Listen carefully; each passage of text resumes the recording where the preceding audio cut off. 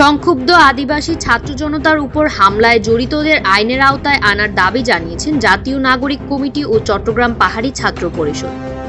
অন্যদিকে বিক্ষোভ কর্মসূচির ডাক দিয়েছে বৈষম্য বিরোধী ছাত্র আন্দোলন।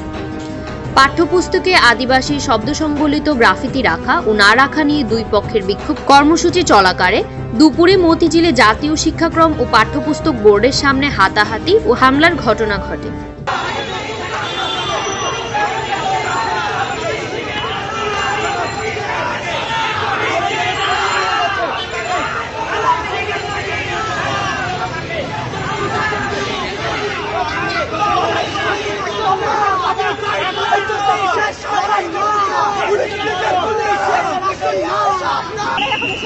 আমরা আসবো আবার ভেতর থেকে মিছিল নিয়ে আসবো।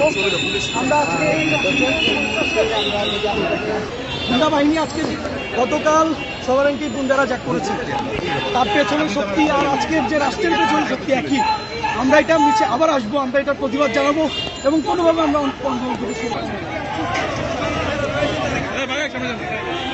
এতে অনেকে আহত হয়েছে।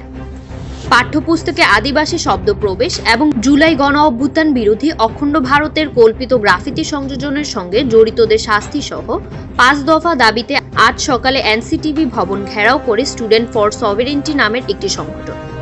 অন্যদিকে সংক্ষুব্ধ আদিবাসী ছাত্র জনতার ব্যানারে ক্ষুদ্র জাতিগোষ্ঠীর একদল মানুষ পাঠ্য বই গ্রাফিতি পুনর্বহালের দাবিতে এনসিটিভির সামনে কর্মসূচি পালন করতে যান।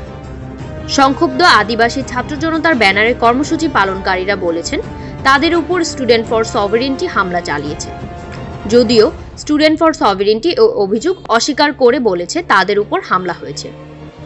এইদিকে এক বিজ্ঞপ্তিতে বৈষম্য বিরোধী ছাত্র আন্দোলন জানিয়েছে নিরীহ শিক্ষার্থীদের উপর ন্যাক্কারজনক হামলার প্রতিবাদে বুধবার সন্ধ্যায় কেন্দ্রীয় শহীদ মিনারে বিক্ষোভ কর্মসূচি পালন করবে তারা। সংগঠনটি এই ঘটনাকে জাতিগত বিভাজন জিয়ে রাখার অপচেষ্টা উল্লেখ করে জড়িত ব্যক্তিদের অবিলম্বে গ্রেপ্তার দাবিতে এই কর্মসূচি দিয়েছে।